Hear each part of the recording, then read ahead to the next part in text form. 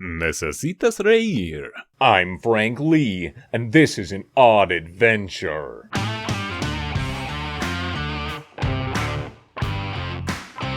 This memory came rushing back while watching Les Stroud's Survivorman Bigfoot at 2 a.m. while in the grips of a chocolate-fueled insomnia.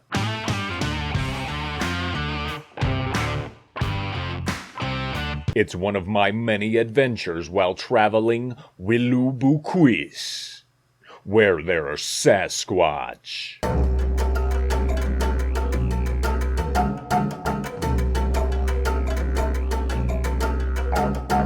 The Bukwa, or Bagwis, in the native Kitasu language of British Columbia, is an old adversary. Reports of the Bukwa have been coming from Klemtu, BC for as long as people have wandered the wilderness.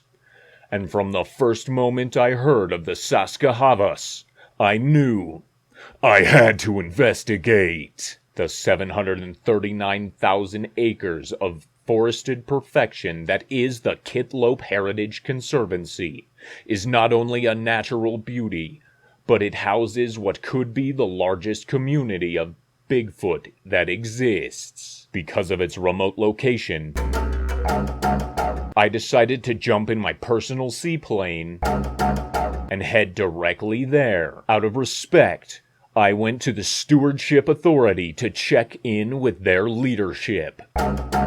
Going into the wilderness without tribal permission is a big no-no. I spoke to Doug Nieslas, director of the stewardship. Despite my showing up unannounced, he was very respectful. I asked him permission to seek out the Bukwa. He asked my intentions. I politely informed him that I planned on tracking, tranquilizing, and transporting a Sasquatch in order to cash in on the big money booyah. Nieslas told me that under those circumstances it would be best if I just went.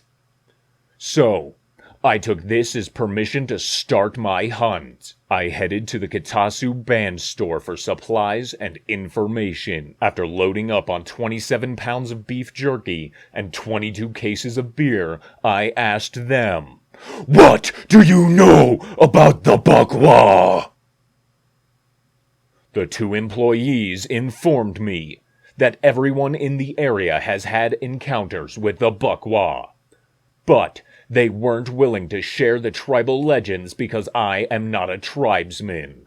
After a sudden exchange of unprovoked insults and being escorted back to my plane by local RCMP, I decided to start my investigation. I moved my plane to the south point of Cone Island.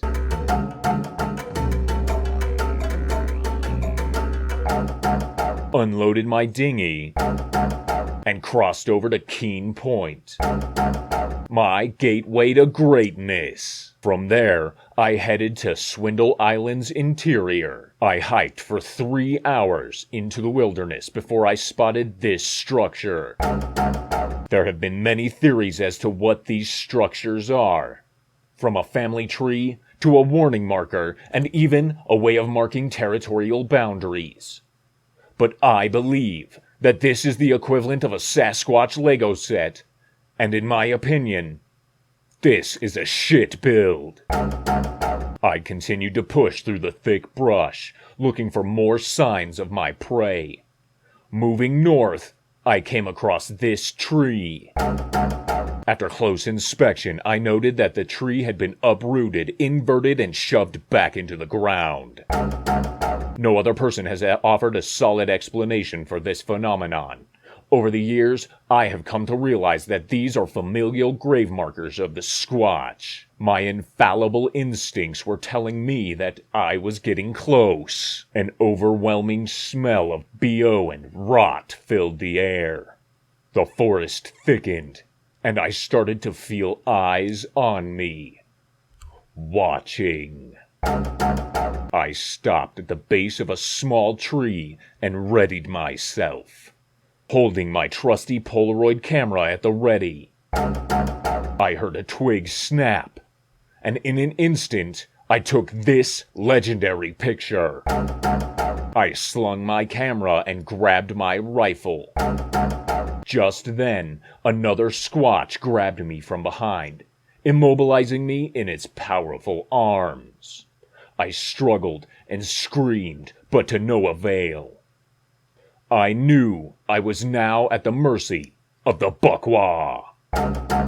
The strong but gentle grip reminded me of being carried to bed by Mother Lee when I was a child. The Squatch carried me for hours through the quiet forest until we came to a small clearing and he tossed me on the ground. Just like Mama used to do. This is where it gets odd.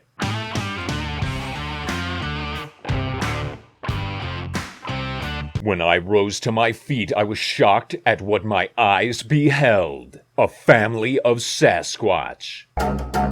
For the first hour, we sat watching each other.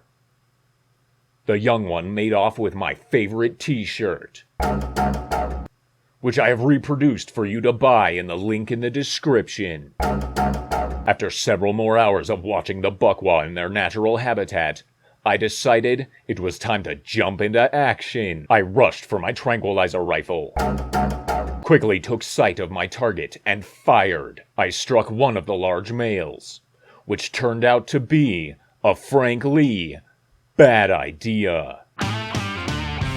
Before I could carry out the rest of my plans, the female lobbed a large branch at me. I dodged this first attack with the grace of the wind. One of the other males threw a large rock and barely missed my beautiful face.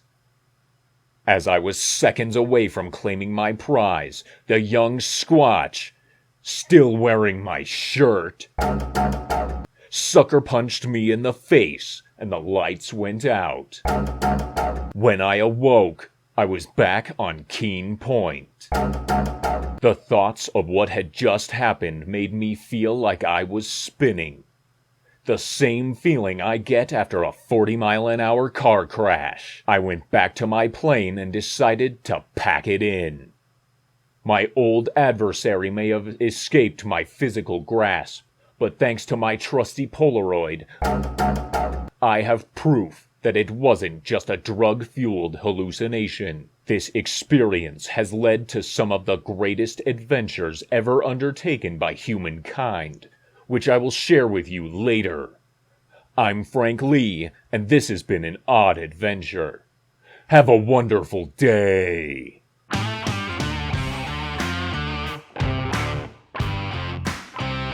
The Old Ones. Ancient beings of pure energy that have existed since the fabrics of space were soaked in the waters of time. Just a little preview of Rage Reborn. Coming soon to the Sir Talks A Lot channel.